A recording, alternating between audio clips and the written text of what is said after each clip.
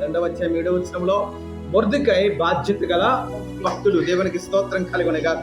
తన కుటుంబంలో ఎదుగు మరి చూసినట్లయితే గనక ఎస్తేరుకి తల్లిదండ్రులు చనిపోయారు, ఆదరించే వారు ఎవరు లేరు, ఆమెను పట్టించుకునే వారు కూడా ఎవరు ముందుకు రాని పక్షంలో ఇతనే ఒక అడుగు ముందుకేసి ఏం చేశాడు, ఆమెను హక్కున చేర్చుకుని ఆ ఎస్తేరు హత్తుకుని తన సొంత కుమార్తెగా స్వీకరించాడంట.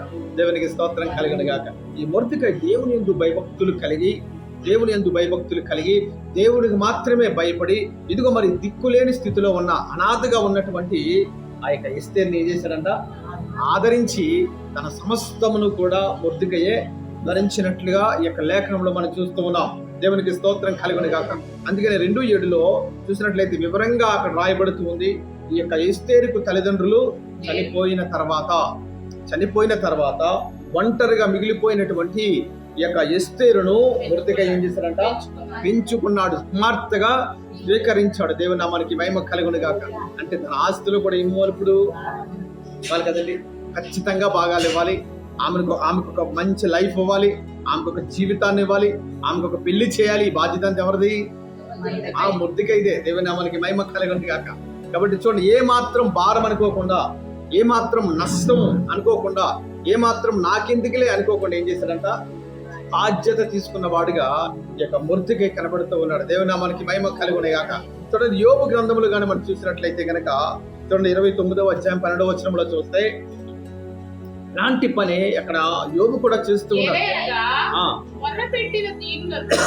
తండ్రి లేని వారిని, సహాయము లేని వారిని నేను విడిపించి తండ్రి లేని వారిని, సహాయం లేని వారిని నేను విడిపించి తిని. దేవునికి స్తోత్రం కలుగునుగాక.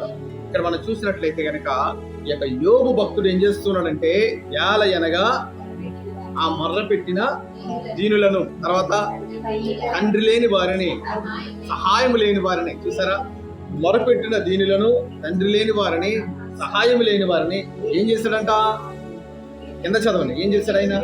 విడిపించి ఏం చేశాడంట, విడిపించి వారందరినీ కూడా హక్కున చేర్చుకుని వారికి ఒక జీవితాన్ని కల్పించాడంట. ఎవరు?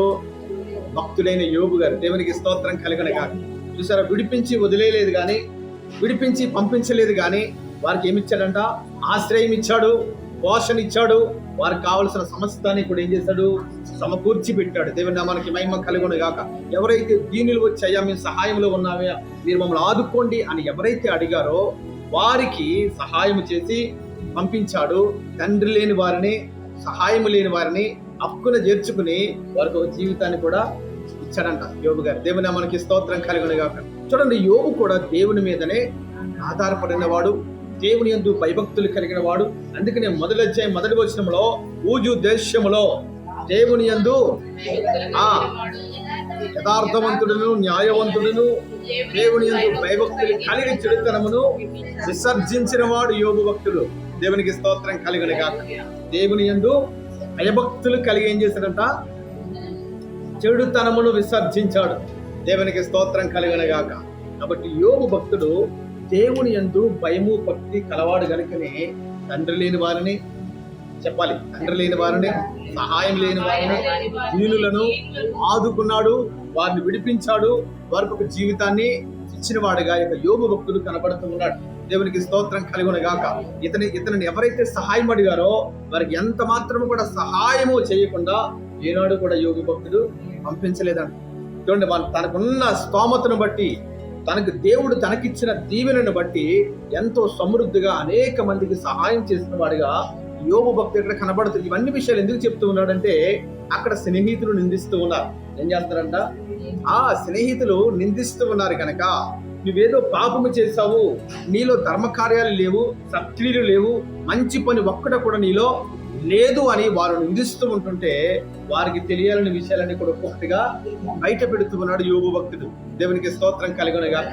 చూడండి, ఇతను చేసిన మంచి పనులన్నీ కూడా శిష్యులు ఎదుట ఒక్కొక్కటిగా పెడుతూ ఉన్నాడు. నేను ఎవరికి కూడా నేను హాని చేయలేదు, అన్యాయం చేయలేదు, అందరినీ కూడా నేను ఏం చేశానంటే ఆదరించాను, అనేక మందికి జీవితాన్ని ఇచ్చాను, అనేక మందిని నేను నా కుమార్తెలుగా స్వీకరించాను, వారికి ఒక జీవితాన్ని కూడా ఇచ్చాను నేను అన్నట్లుగా ఈ విషయాలన్నీ కూడా ఒక్కొక్కటిగా యోబు భక్తుడు వారు ముందుంచుతూ ఉన్నాడు. దేవుని నామానికి మహిమ కలుగును గాక.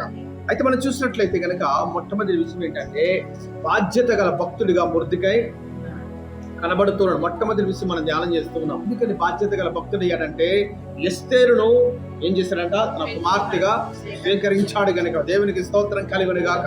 ఒకనొక సమయంలో అబ్రహాం అంటాడు కదా, ఇదిగోనయ్యా నాకు పిల్లలు లేరు కదా, నా యావదాస్తికి ఎలియాజరే వారసుడు. ఎవరంట?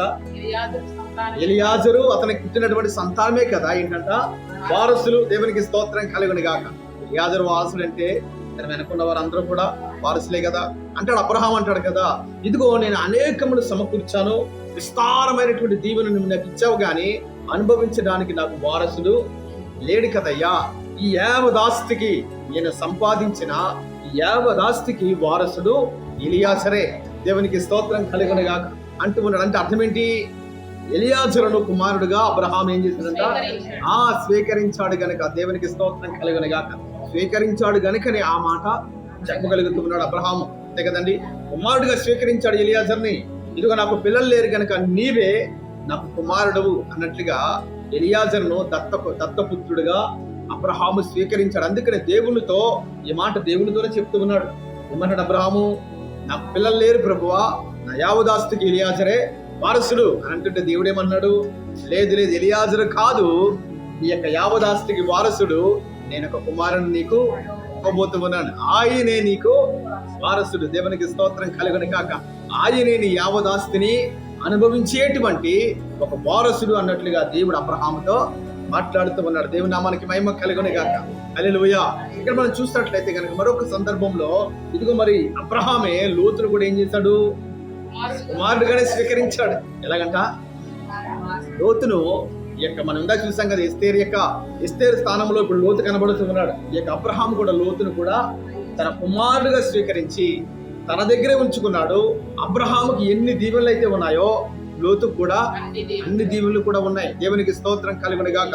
అబ్రహాముకు వచ్చేటువంటి ప్రతి ఆస్తిలో సగం ఎవరికి ఇచ్చేస్తూ ఉండేవాడు? లోతుకి ఇచ్చేస్తూ ఉండేవాడు. దేవుని నామానికి మహిమ కలుగును గాక. చూసినట్లయితే గనక అబ్రహాము ఆస్తులు, లోతు ఆస్తులు అన్ని చూసినట్లయితే గనక ఆ భూమంతా కూడా వీరి సంపదతో నిండిపోయిందంట. అక్కడ ఏం జరిగిందంటే చిన్న గొడవ జరుగుతూ ఉంది. అబ్రహాము పశువుల కాపర్లకును లోతు పశువుల కాపర్లకును కాస్త గొడవ జరిగింది. అప్పుడు వారు ఏమైపోయారు? విడిపోయారు. దేవునికి స్తోత్రం కలుగును గాక. అప్పటి వరకు కూడా లోతు సంపన్నమైన స్థితిలో ఒక ఎంతో మరి ఉన్నతమైన దీవించబడిన వాడుగా లోతు తన యొక్క భార్య, తన ఇద్దరు కుమార్తెలు కూడా ఎంతో మరి ఆ యొక్క పనివారి కలిగి విస్తారంగా జీవించబడిన వాడుగా లోతు కనిపిస్తూ ఉన్నాడు. ఆ తర్వాత లోతు అబ్రహాముని విడిచి ఎక్కడికి వెళ్ళిపోయాడు? సొదొమ గొమొర్రాలోకి వెళ్ళిపోయాడు. అక్కడి నుంచి అన్ని కూడా ఒక్కొక్కటిగా ఏమైపోయిందంట, తన పరిస్థితి అంతా కూడా శ్రమల్లోకి అతను వెళ్ళిపోయిన వాడుగా కనబడుతూ ఉన్నాడు. దేవుని నామానికి స్తోత్రం కలుగును గాక.